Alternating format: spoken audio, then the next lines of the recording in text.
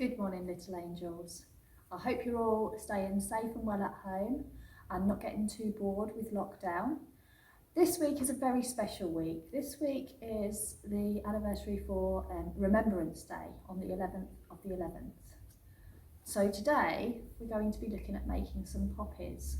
The poppies are to signify and remember the people who lost their lives in the war, and also the animals that lost their lives. So it's a really important day for us to remember why we have the freedom we have today. And you'll also be learning how to make your own poppies that you can wear. Okay, so today we're going to make our poppies from lots of recycled materials. So this here is the base of a lemonade bottle. This is a fruit shoot bottle, and obviously we've got egg boxes. Now, on these egg boxes, I've painted them with something called gesso, which is a priming material, but this is no different really to household emulsion. The only reason I have painted this on here is so that the paint will stick to the plastic. If we try to paint directly onto plastic with normal children's paints, you're going to find that it's going to start to disperse and it's not going to dry properly. So this is just to give it a key. Okay, to give it a base.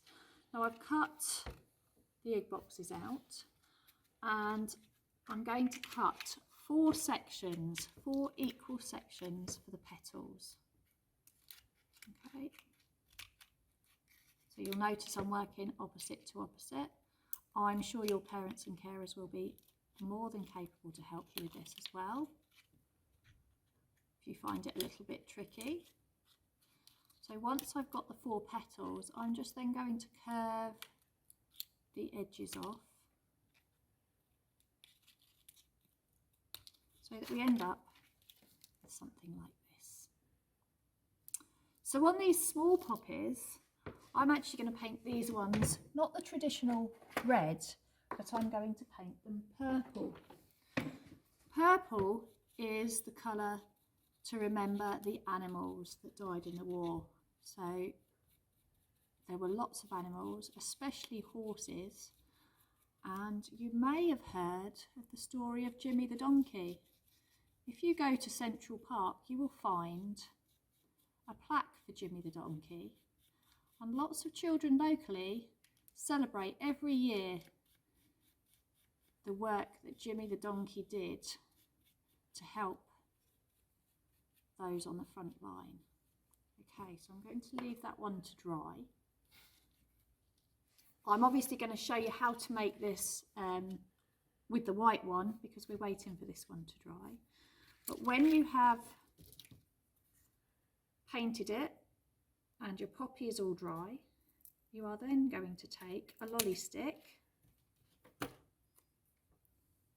and a piece of green cardboard, and I've just cut out a really basic poppy leaf shape. I used one of the paper poppies that you can buy in the local supermarkets and shops. Just to create my template, I'm going to use a little bit of glue to glue my lolly stick to my leaf. Now I've been very specific about where I've put this leaf.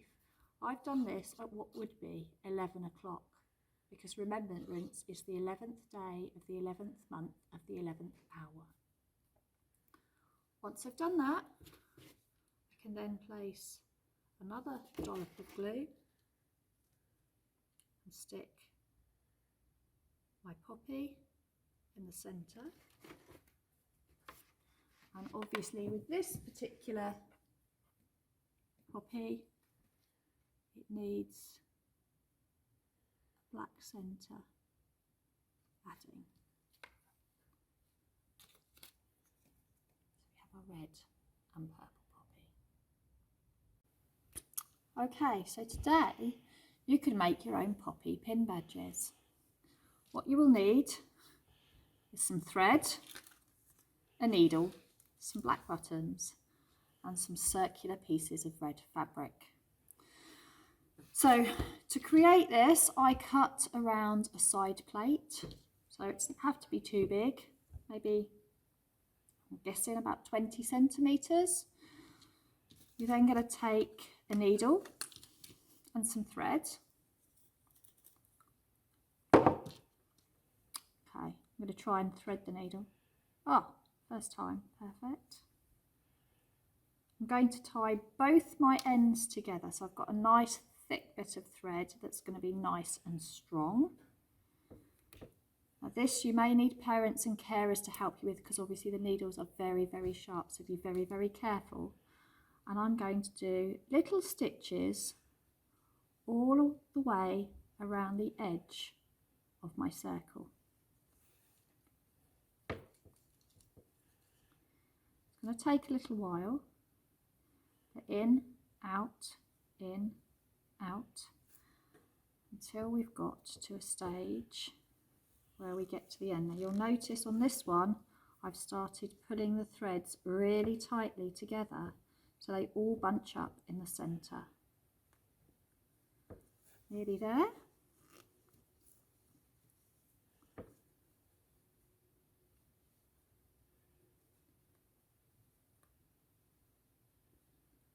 And then when I get to the end, I'm going to pull it nice and tightly into the centre. Now there's still quite a gap in that centre, so I'm going to put some stitches from one side to the other to hold the central point, and then the same the other way.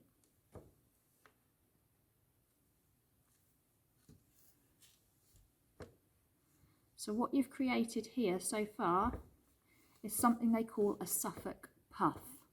Okay.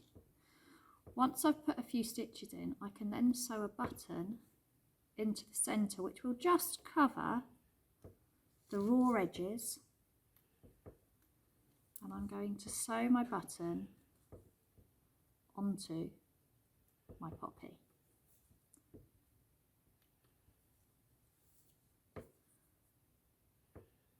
As you're doing this, you can put your safety pin on the back so that you would be coming through, she says. You could trap your safety pin at the same time through here where my finger would be. You keep sewing. When you are finished, you just need a couple of stitches in the back to secure your thread so that the stitches don't come undone. And although I haven't sewn my safety pin on this particular one, you will see it's sewn on the back of this one, and then you can make yourself a lovely poppy brooch.